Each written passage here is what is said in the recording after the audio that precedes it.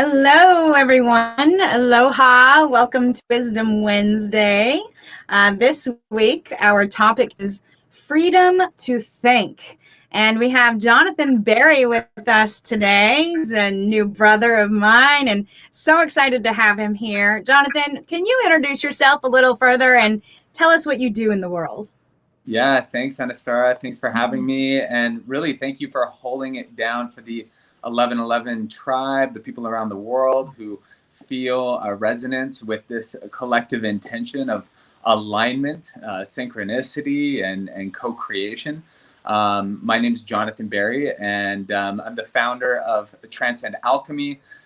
We are a wellness company creating really high vibrational products and pairing it with meditations. I also teach meditation, quantummeditationmastery.org. Really, over the past 5 years, I've dedicated myself to cultivating my own energetic state of awareness and emotional state of just to hold that frequency in my own reality. And as someone who over the years has had dealt with my own trauma, to healing myself and helping other people, it's just been my dharma, my purpose in this world to really support people on that journey. And so I'm excited to share this space and time with you to discuss this idea of freedom to think. Thank you. Yeah, I actually, I believe that we've known each other in passing, like coming and going for several years, but we actually grounded and have a conversation at the Odyssey, which was a retreat in Santa Cruz for visionary leaders. It was in 2019, and the last day actually fell on 11/11, and that was a year that Andrew and I took off hosting our 11/11 gathering. We had done it for 10 years. We took that year off to really ground in, really discover what the next piece was of the vision. And then 2020, we birthed 11/11 Unify. And so I'm so grateful to actually circle back with you now at this point. And yeah, when I first really hearing about you and the work that you do in the world, I was very curious and interested. I know that you lead a nonprofit as well. Can you tell us a little bit about that? Yeah, absolutely. So the Everyday Hero Project was founded about 12 years ago now, and it's an organization that has a number of different initiatives. We're the fiscal sponsor for about 7 different nonprofit initiatives that are taking place around the world. Each one is serving a different community with a different purpose, a different vision.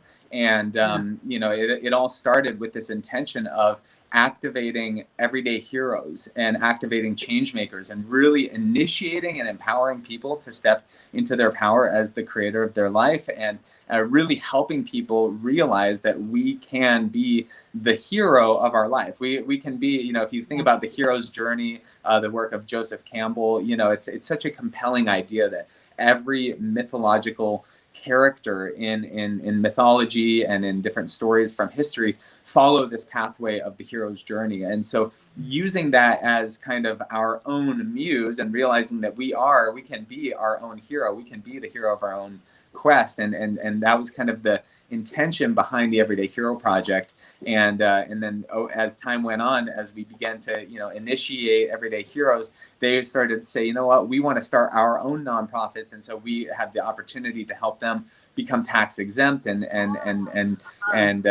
step in and support them in their journey of creating their organizations. And so that's kind of how we hold the light for them in that way. I love that. Yes, I recently took a workshop of yours about learning how to utilize and leverage interns and using your local college to bring in people for your team and do some of the work that you can delegate to others. And I just so appreciated the information and the perspective as I am now stewarding the nonprofit Transdimensional Illumination. Yes. I actually, after that program, after having that workshop with you, I actually woke up from a dream and decided that I was going to change the charter. Right now, the original charter was educating people on their multidimensionality, which I love, but there was just something that didn't quite sit right with me. Right. And so now it is supporting multidimensional experiences for our awakening. Amazing. Yes. Oh my God. Right? Yes. And it'll include the event. It'll include the book. It'll include the 1111 Mystic Institute, a mystery school for 1111ers. So I'm really excited about it. And I just so appreciate your input and your help on that part of my path. So very cool. Very cool. And, you know, hey, before we go too deep into this, I want to share our conversation, and I want to see if maybe your team could send me a link on Facebook, just so then I can just share the link straight to my page, because I want people in my community to tap into this conversation, and to tap into your work as well. And yeah, I remember when we met at Odyssey, and that was such an auspicious group of people that came together for that gathering, and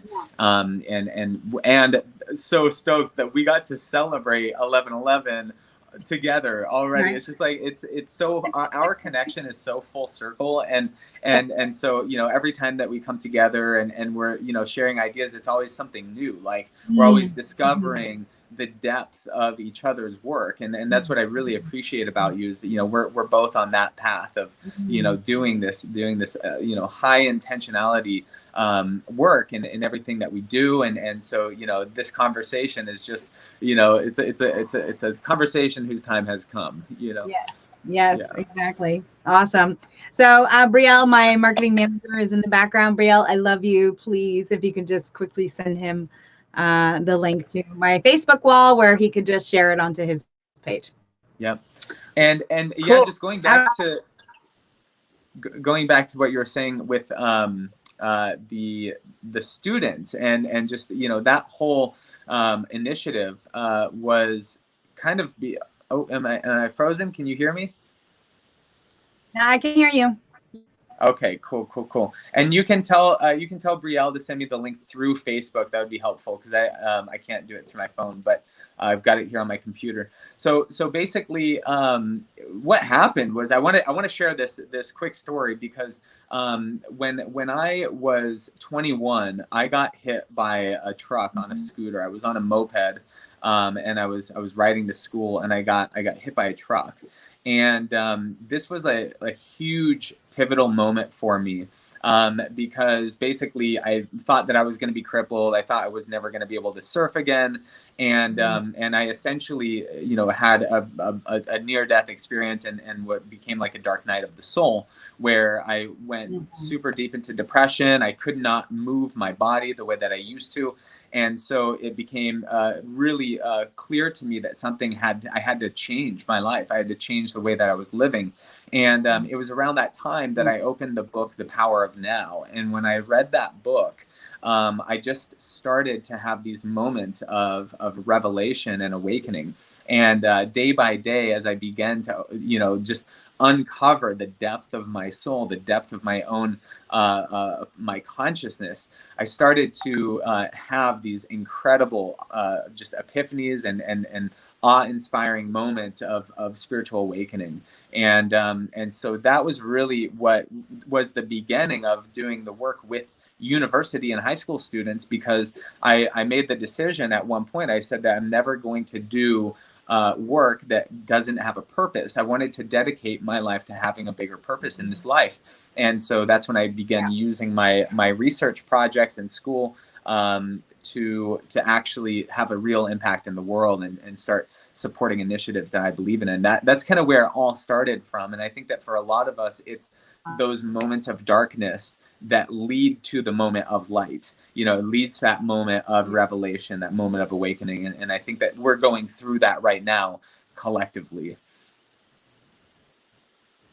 We really, and in essence, and it is how we're learning to move into freedom to think for ourselves, to like step outside of the matrix and what's going on, and the actual like 3D illusion matrix story, the narrative, the separation narrative, the duality, the polarities that we're going through. I saw a meme the other day. It was a picture of a bird. It said left wing, right wing, same bird. So, you know, I feel like I'm kind of like this body in the middle, right? And I'm seeing all sides, and it's like, how can we come together? How can we come in this middle way?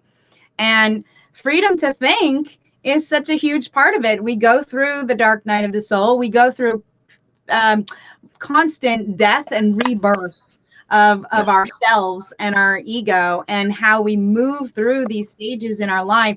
Each time we go a little higher and a little higher and a little higher in our awareness and our awakening. And so it's Yes. all part of the process. And Yeah. of course, the dark night in the soul is like that dark piece is what allows the light to come through. There can't be light without darkness. So Oh, experiencing both of those, you can actually discover what it is that is light for you, that is truth for you, that are the things that you resonate with, that are in alignment for you in your life. yes. So Yes. I'm curious if you'd be willing to share a little more on your thoughts around freedom to think and what Yes. that means for you.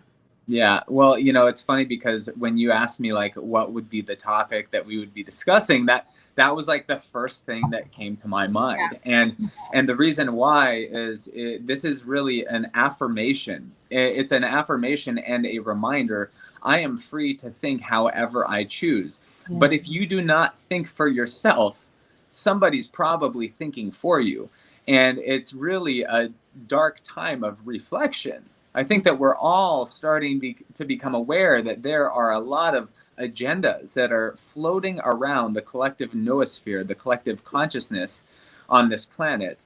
And there are certain channels or streams of information that are informing us and causing an information, an inner formation of awareness within our own consciousness, within our own awareness of what is real, what is truth. Is this true or not? Let me go check the truth checkers, the fact checkers. And who runs the fact checker?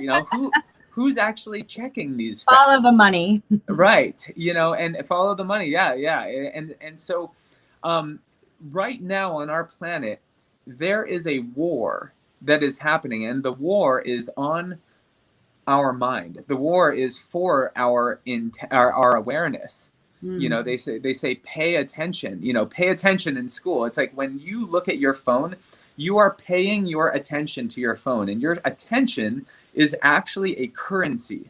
It's valuable. It's a fiscal valuable currency, but it's also a currency in a sense of like a current of energy, right? And so we have vital life force energy that is pulsing into our body from the field of energy, the ether, from the quantum field, from the electromagnetic field that our body, our heartbeat is in it's sending an electromagnetic pulse that's pulsing through our bodies, keeping us alive.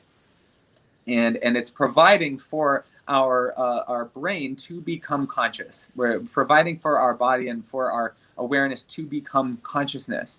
And Eckhart Tolle, master teacher, talks about how our one of our purposes in life is to become conscious, is to become consciousness. And that can only be found in the present moment. But if we are unconsciously programming ourselves into a constant state of notification consciousness, if we have so many tabs open on our computer that we can't even seem to hold it together, each one of those tabs is a subconscious attractor. It's like a little tiny thing that's taking up space in the RAM of our consciousness. And it's like very much a computer analogy here, because our brains are supercomputers. Our brains are quantum computers. We are computing so much information in the present moment. We have the ability, our brain is, and our bodies are these fascinating technologies, biological technologies, that we are just beginning to scratch the surface of understanding how powerful we are. And I've been to, one of my mentors and master teachers is Dr. Joe Dispenza, and I've been to 3 of his trainings, and at each one I start to unlock new levels of awareness of what's possible, and he talks a lot about this idea of the quarter-minute mile, and how the 4-minute mile, and how back in the day, people, no one could run a 4-minute mile. It was impossible. But then all of a sudden there was one guy that did it. And the moment that guy did it, all of a sudden other people started to capture on, right? And so now people are starting to, through meditation, through mindfulness practices, through health awareness, people are starting to reverse stage 4 cancer. People are starting to optimize their body through optimizing their consciousness. And that is what freedom to think is all about, is that you have the freedom to live your own life. You do not need to be a victim to the collective narrative and to the mask shaming and these stories that where do they come from? Where did this start? Who actually is funding this initiative, these different initiatives? And do I need to give it all of my sovereignty? Do I need to lay down my freedom of speech in order to, allow for do I need to give that up in order to bring peace to the earth, or to bring, you know what I mean? Yeah.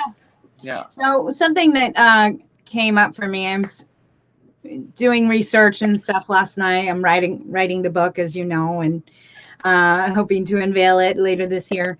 And one of the research pieces that I was going through was how many thoughts actually go through our brain each day. And some of the research really says about 6,200 thoughts a day.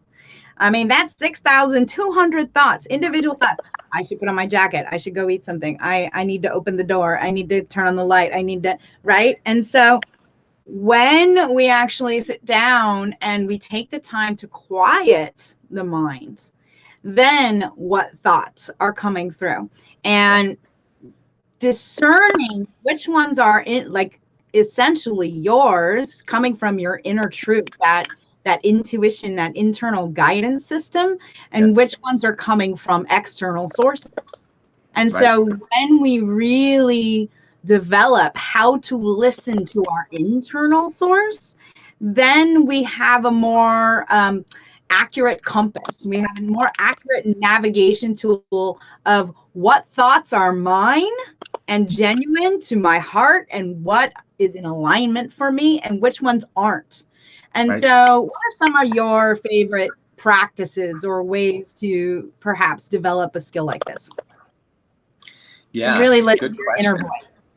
Good question. And in my journey of meditation over the last 10 years, I started meditating and exploring different approaches towards it. I've taken courses on Buddhist meditation practices, and then also courses on remote viewing and on transcendental meditation, Joe Dispenza's style of meditation, and I've explored a lot of different methods, and what I really love is this idea of a quantum meditation, and really acknowledging that we are a living, breathing quantum computer, and the more that we can begin to cultivate our awareness and our practices, the more that we have access to utilize that. And so I think the first thing is to really set context for yourself. Like, yeah, I want to meditate to master my mind, and yeah, there's lots of things you can close your eyes and meditate,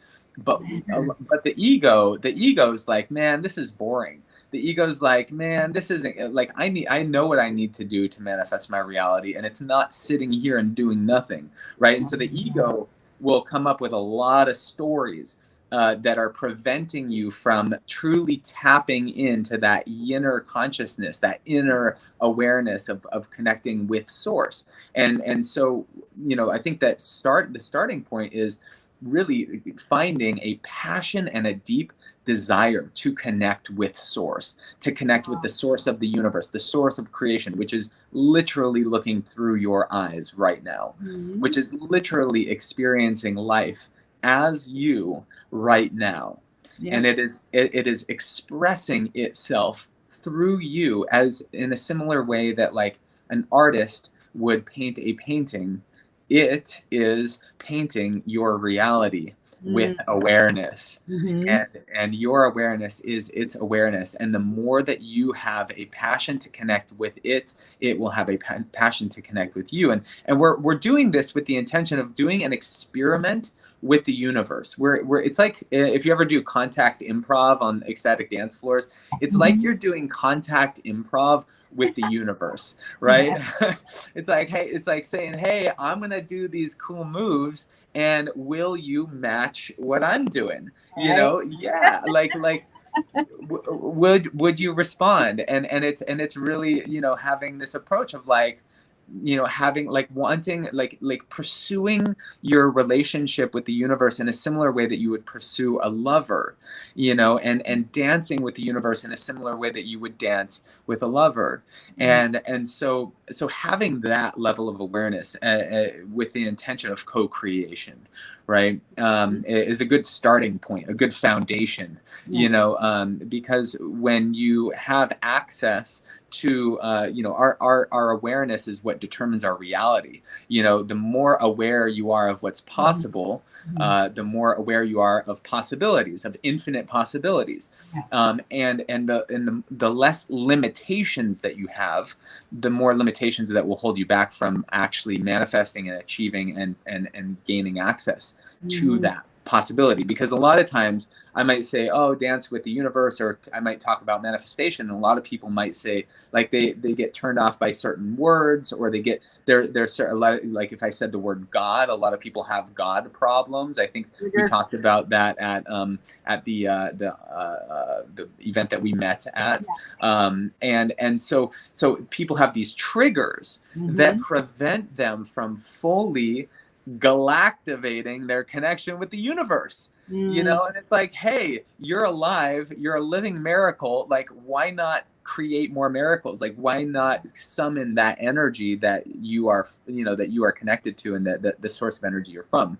So that's the first thing, is like doing our trigger work, doing our shadow work, doing, you know, pulling out the weeds that have been holding us back to fully stepping into our power. And that's like the first step, right? And then from there, then it's about, okay, what are the things that I can do? Now we're stepping into the higher level. We're going from doing the shadow work, then we get back to homeostasis, we're in oneness, and now it's about pursuing those higher frequency tools and mindsets and skill sets that are required in order to become the superhuman versions of ourselves, you know, the descended living masters on this planet, and begin walking from doing our karma work to doing our dharma work. Yes, I love that. From the karma work to the dharma work, exactly. Well, I have a saying that I'm a multi-dimensional being of light inside a human body, experiencing 3D reality right now. Or not even reality, the illusion matrix. The reality is my awareness and my consciousness, my soul, my spirit, right? And so one thing that came up for me while you were speaking too was that I saw a film not long ago. It's called Happy for No Reason. It was on Gaia.com. It's a beautiful film, documentary about happiness and how we have happiness thresholds, and you're born with a certain threshold, but you can shift it and you can change it throughout your life. But one of the things that they really brought up is that when you can go out into the world and somebody can give you a compliment, and somebody else gives you a compliment, and somebody else gives you a compliment, and you have like 10 compliments, right? You have one person that gave you a criticism or a shame or a blame. That's the one you're going to remember.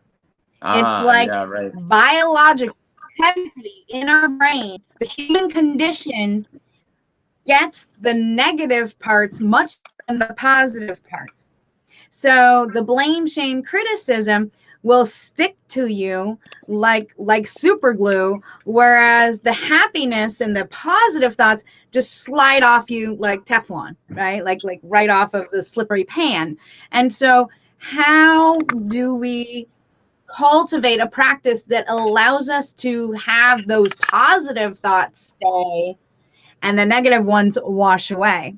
And so this is really actually happening in a biochemical manner.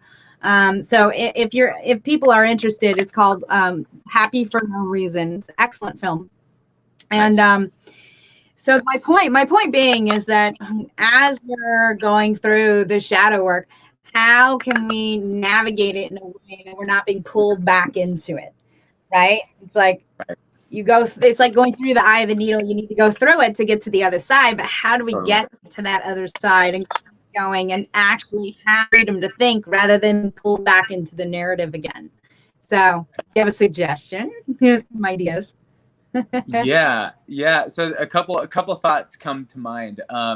There's another great book called Existential Kink, and the essence of the Yeah. book is that, it's like find the sensuality and the kinkiness towards doing your shadow work, like invite it in, like you want the pain, right? You want that pain, like you're Mhm. hungry for it.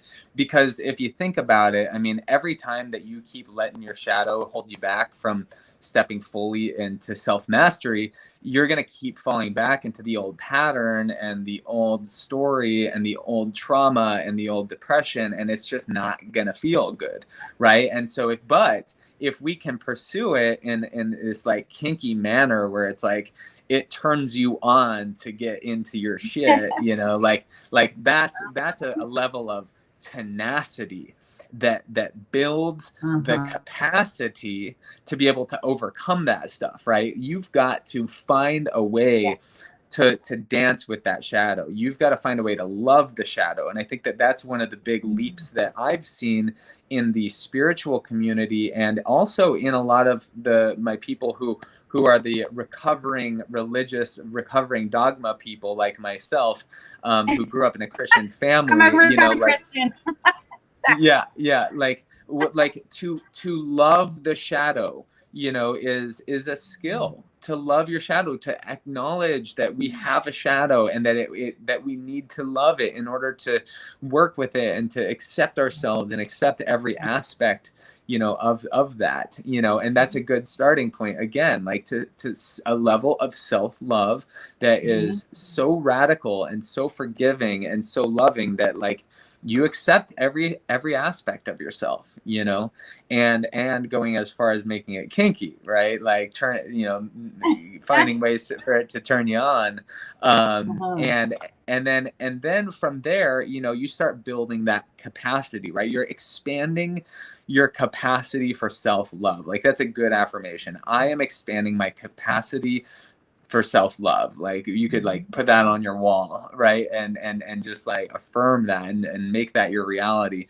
And then from there, then it's about just exploring, how once you start to go into those stories, and you start to like really become aware of what they are and what they're tied to, and you start to actually pursue that, there's this idea in a book that I'm actually writing. It's called Source Code. And it's like this idea of like going into that point of the trauma and identifying what was the thing that happened, and then Yeah. actually going and like calling your mom, calling your abuser, calling the person, or if they're not alive, going into deep meditation and actually going and doing the family constellation work, which is going into that experience and imagine what it would be like to have that conversation. Yeah. And actually, family constellations is a group methodology that, if you ever get a chance to do it, really powerful, to actually go and sit with a group of people and basically say, okay, like, you're my mom, you're my dad, you're my brother, you're this person, and basically what's happening is, your dad, you need to be mad at me about this. Mom, you're going to love me for this, and you basically create the scenario, and then you actually reenact it, and so that's kind of a way to have that almost somatic experiencing, where you actually get to speak the words and feel the emotions and go through that process of getting through that trauma work, doing and playing with that. And of course, there's talk therapy and hiring a therapist, but I'm pretty sure they're all booked at this point, with the state of the world. So at some point, we have to become the master of our own healing, Um, And the last thing I want to say on this, and this is just another perspective, Sure. one thing that they've done really well in the Silicon Valley startup community is they've really done well at identifying failure as a success. And if you can get funding, if you can get the energy, if you can get the currency, and if you can get the awareness, because remember, awareness, pay your attention. If you can pay enough attention and using the currency of your energy to pursuing the healing and doing that, and realize that failure is a learning experience, and they say fail as soon as possible, because the sooner we fail, the sooner that we're going to run out of ideas that don't work, right? And so it's this idea of like the radical pursuit of self-transformation, leaving no stone unturned, and doing whatever it takes at all costs to illuminate the shadow of your soul and the shadow of your subconscious in order to fully be liberated from that story, so that you can get on that path of highest alignment. And when you do, that is when the synchronicities start to happen. That's when the miracles start to happen. That's when you access the new strategic partners and alliances and lovers and like all the things that you're in pursuit of. Yeah. Indeed. Yeah. Failure is an opportunity for future success. Right.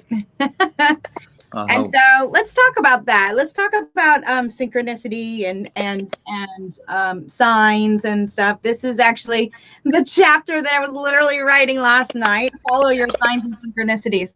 And essentially, you know, I'm speaking from a place of 1111 and repeating number patterns. But then there's other ones, you know, there's butterflies in the stomach, there's full body truth bumps. Instead of the goosebumps, it's the truth bumps. It's the hair standing on end. It's the things that allow you to understand that energy, whatever was happening, whoever was speaking to you or singing or whatever, that activated energetically. And to follow those signs. Then there's also the external signs. There's, you know, you're about to get into a car accident and you know, something happens in front of you where you have to stop. And or oh gosh, I can't think of more examples right now, but the point is that as the synchronicities arrive, some people consider them just coincidences.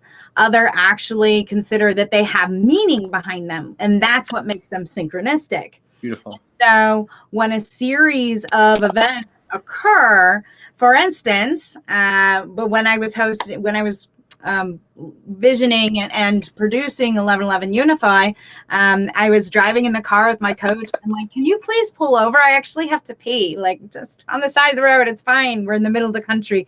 Pull over, like open the door, and I look down and there's this metal object. It's like a can opener on the ground, and there's a number 11 on it. Wow. And so you get these signs, you get these synchronicities, like, okay, I am on the right path. There's signals, right? They're messages from your angels or your archangels or your guides or ascendant masters, whatever names you want to put it to. It's guidance that's happening. And so deja vu, things like this occur, and it brings more awareness in your mind of that synchronicity, and then you see it more because it's in your awareness. So when you see 1111 and you're constantly seeing it, the more that you see it, you're going to see it again. So, you know, the meaning that you put behind these synchronicities. So I guess where I want to go with this is like how do synchronicities unfold, and when we pay attention to them, where can they lead us? Like, can you give us a few examples from your life? Yeah, absolutely. Yeah. Cool. Yeah. So, yeah, it's an interesting idea and an interesting muscle to exercise. Synchronicity consciousness is what I call it. And the more that you cultivate your synchronicity consciousness, the stronger it becomes. You know, they say that where attention goes, energy flows. Exactly. And so the more that we pay attention to synchronicities, the more they become into our life. And so as we, you know, it's interesting because we got to acknowledge that the universe is literally every person, right? And every person is having synchronicities, because what they are looking at is where you focus is what becomes more in focus, right? And so it's very like scientific yet also very mystical, right? There's this kind of like this flow state consciousness of just being in the flow. And I think it has something to do with how conscious are you, how present are you, because there's synchronicities everywhere, whether you're aware of it or not. They're everywhere. Like, oh, my atoms are vibrating at the speed of light. That's a synchronicity, you know, like, but I'm too busy thinking about my, you know, shit that's going to happening, and like, you know, everything's falling apart, and that's all, you know, and then all you're seeing is everything falling apart, you know, because that's what you're focusing on. So the more that we can cultivate our awareness of the magic that is all around us, the more that we have access to that magic, right? And so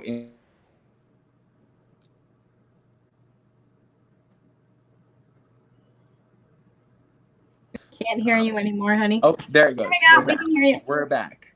It was a synchronicity. Yeah. It was a glitch in the matrix. Yes.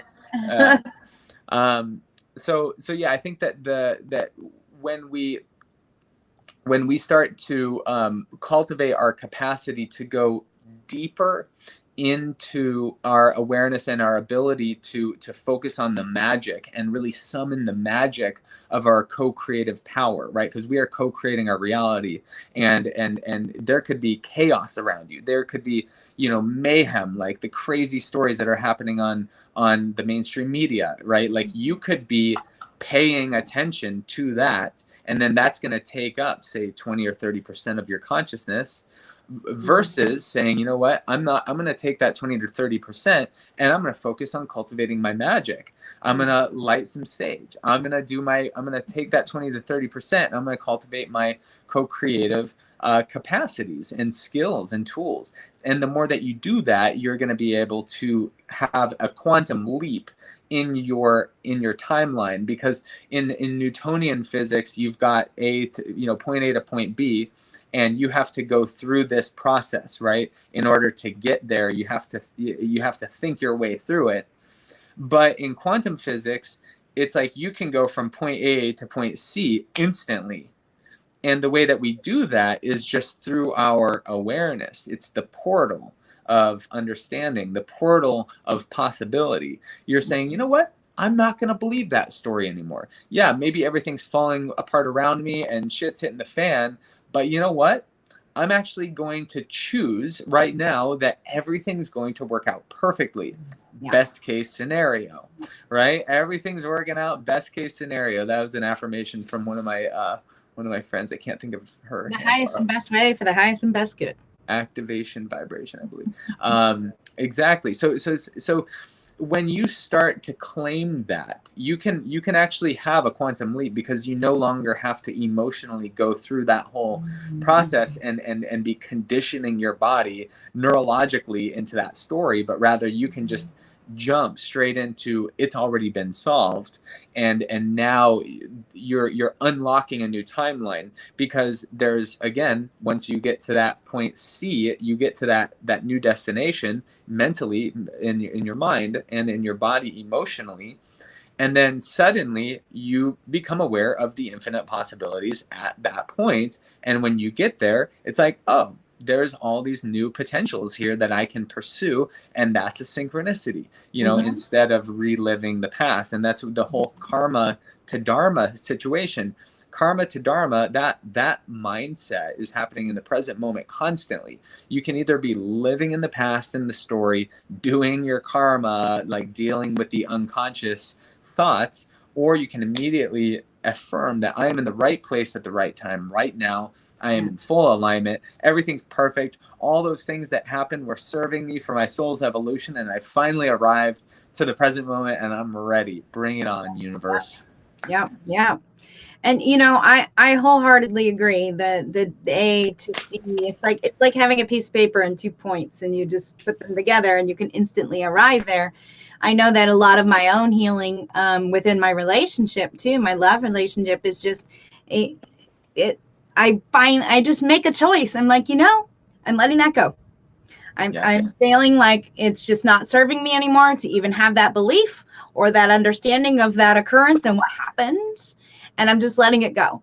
Yeah. And in the Landmark Forum, in their program, they talk about the vicious circle, the vicious cycle, right? So you have what happened, and then you have your story of what happened. Yeah. And everybody's story of what happened, that same occurrence, is different, right?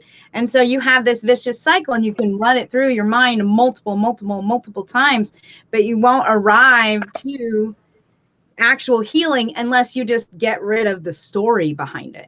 Like, Right. this is what happened. Right. That's it.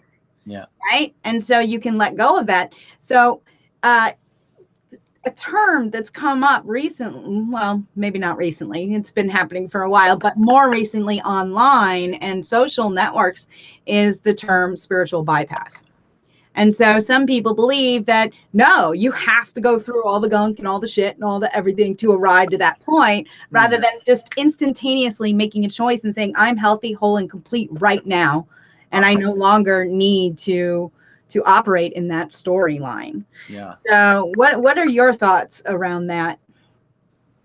I think we can just bypass this whole conversation, and we don't even have to give energy to that. Because if we were to give energy to that, then that would just be affirming. I'm just kidding. I was just spiritual bypassing your question. I got it. Very cute. Yeah, I think that, like, there's certain levels of evolution of consciousness, right? So like the people who are at, the awakening phase and the first kind of awakening awareness, they're gonna see all these Instagram influencers who are, doing spiritual stuff, and they're gonna, try doing it in their own life, and they're gonna, kind of like do the thing, and they're gonna have their own perspective on what it means to be spiritual, and there's no like one Bible to tell them how it's done right, so like we have people, I mean, like, religion and spirituality has become massively and radically decentralized, and I love it, because every single individual is a spiritual being. Every individual has a soul, and they have their own sovereign choice to think and feel and be however they want, right? And so wherever they were when they were spiritual bypassing was exactly where they needed to be at that point in time. So we got to start there. We gotta realize that, like, yeah, maybe that person's spiritual bypassing, but that's probably where they're at in their own personal spiritual evolution. And I honor them. I honor where they're at, and I'm not going to throw a stone at them and say you're spiritual bypass, because like then I'm just at their level. And shame again. Can't hear you. And we are back again. So yeah, I think that like if we're truly going to be woke AF, we need to honor where everyone is at, and so yes, people do spiritual bypassing, and that's a thing, and that's they probably need to do that in order for their own ascension process, right? And for the people who are already awake and can see that people are doing this, I think it's it's important to remind and to let people know, like, hey, this is a thing, like, you've got to get through your shadow work. Like, we got to talk about this. We got to have those tough conversations. It can't just be rainbows and unicorns all the time. Oh, why not? Unless that's one of your affirmations, in which case, so it is. Yes. Yeah. Oh, it's so good. So let's really define that then. What do you consider is spiritual bypassing? Give us an example.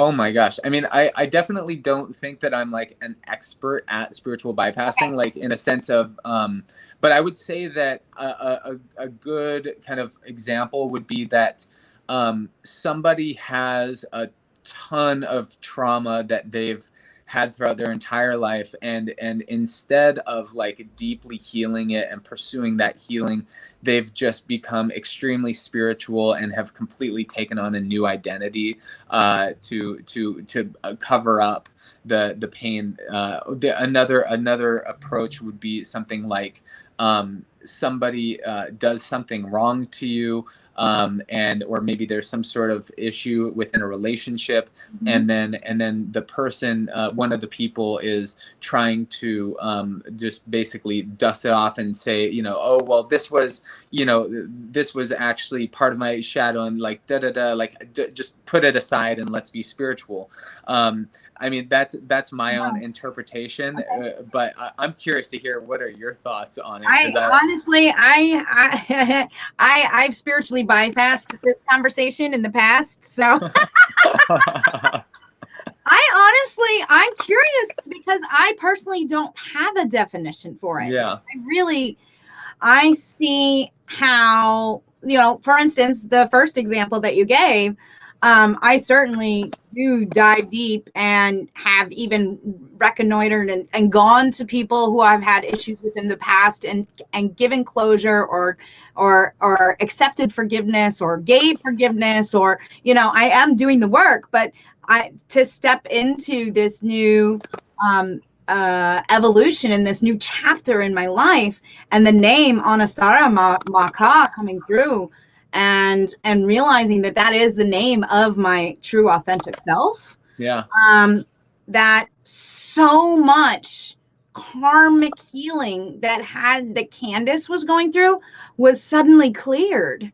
Beautiful. And it was instantaneous. I call it instantaneous Kundalini awakening, because it honestly it was almost like that damage or trauma got me to where I'm at, and my belief system, my core values, and my guiding principles. And I can be this new person and step into this light and step into my authentic self. Some people can call that spiritual bypassing. I don't care. It's my experience, and that's what's happened for me. And so that's why I'm curious, because I don't know what the definition is to me. And I can see how some people might think that that's what's happened for me. Right. And I want to share right now that I am doing the work. I'm doing the shadow work. I'm writing, I'm journaling, I'm reading, it's like, and when a new realization comes up, I reach out to that person that I might have harmed with my words or whatever, and I'm cleaning the path. I'm cleaning my side of the road. And that's the only thing that I can do, is I can clean my side, and they can accept it or not. It's their choice. And there's a couple people in my life too where I'm like, it's just not even going to serve a purpose anymore, because I had come into closure within myself around that relationship. Right. Yeah. And some of them were dead. So you have to come to closure with yourself. Right. And so that's why I was curious what your definition is. Well, some more things come up just in this moment. Sure. And just so you know, we have about 10 more minutes. Perfect. So I've got some other thoughts to share too, just in terms of so we'll try to wrap it up here. So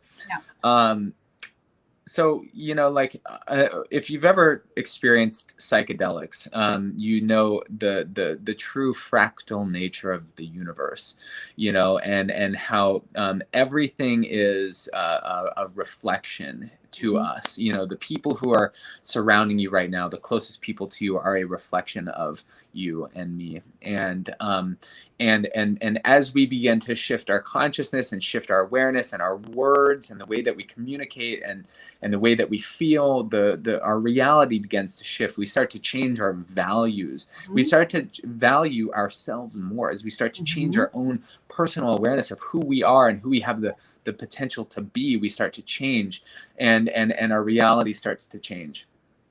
And so, while I do think that it's important to do our shadow work and to heal those relationships, whether they're alive or dead, that's part of the karma work. And then as we step into the dharma work, where we get the download of, this is our new chapter, this is a new name, a new, so that it's like there's these turning points.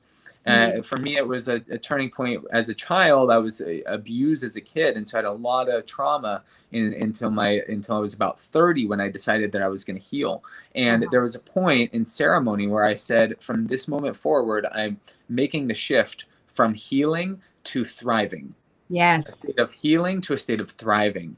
Yeah. And to thrive requires a certain level of intensity, or a certain level of intentionality. Like, Yeah. I am thriving, Mm-hmm. is an affirmation that you have to affirm. Like, you can't just thrive unconsciously. Like, I'm thrive, like you can, but it's not as easy, right? Like, you have to fucking thrive. Like, you got to do it, and because if you're not thriving, then you're probably, doing something else, and so, yeah. So I see this this opportunity here to shift the conversation back into this idea of freedom to think. Yeah. And that and it dovetails from the idea of freedom to speak, but I didn't want to get shadow banned, right, for saying that, because I know a lot of people are being triggered right now, saying that they're not sure if having the freedom to speak is a good idea. Like, maybe I had a conversation with a woman who tuned into CNN and mainstream media, and we were having the conversation about freedom of speech, and she was like, I don't know, like, she said there needs to be some sort of regulation.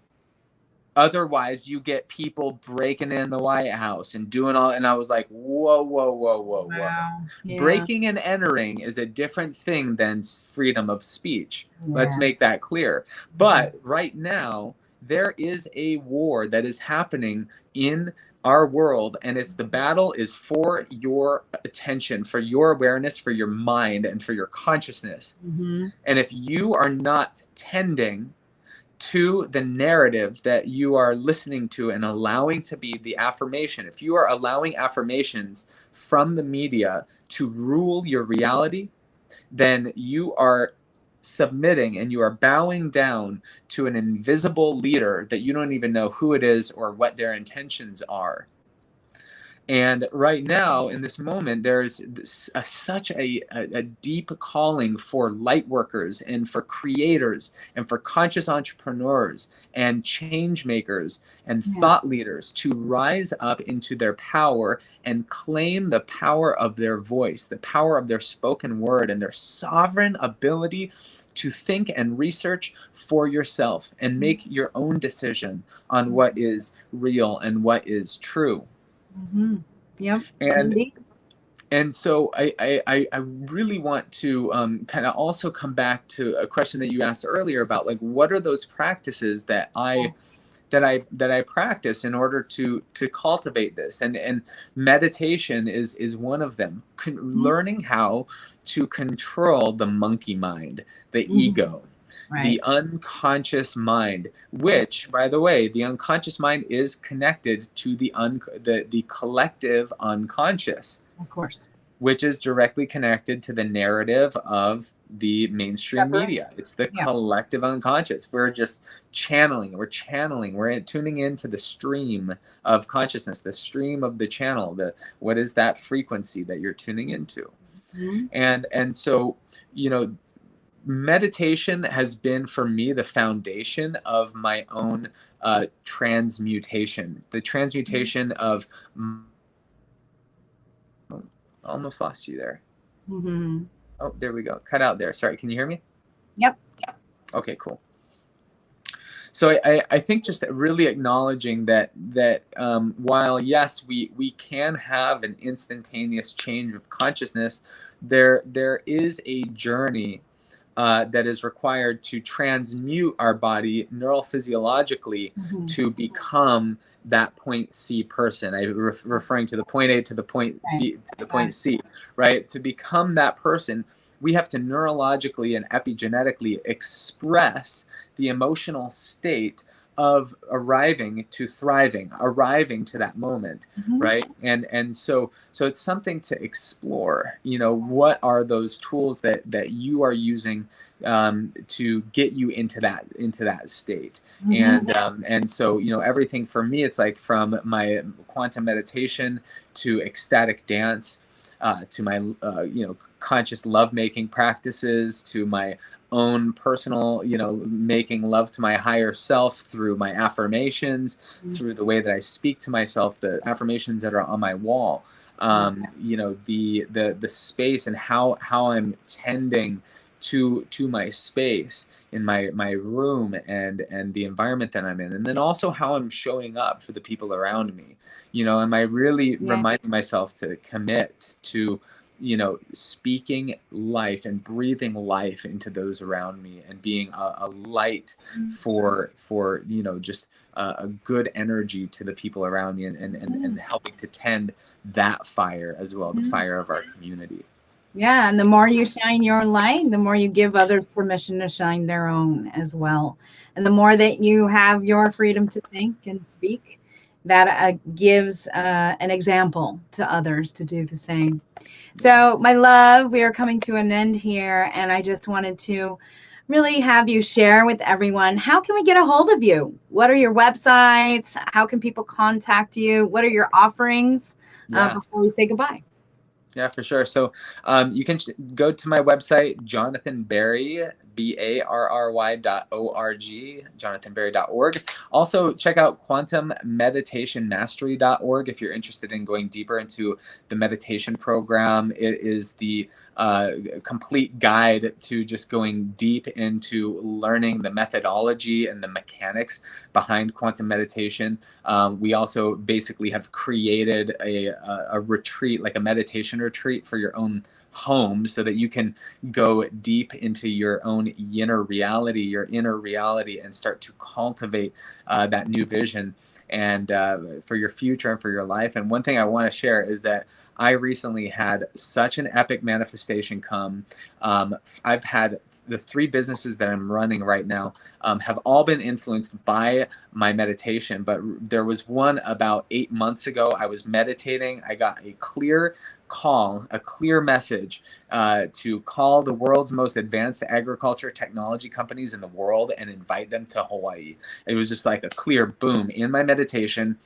I come out of this meditation, I start reaching out to them, and we are in the process right now of building a vertical farm that is going to grow super high quality lettuce, millions of heads in Hawaii, and it's like, and that literally came from the quantum field, just like a total insight. And so I just really want to remind everyone the power that we have, having one of these, and having the tenacity to connect and dance with that source of creation through which you are becoming into this reality. So I want to just encourage you to explore that, cultivate that, and feel free to reach out to me if you're interested. I do sacred strategy, intuitive life path design sessions that are next level. We'll get clear on your timeline for what it is that you're creating in your life, and would love to serve and support you in that way if you're an entrepreneur, a creator, or if you just need more clarity on your future.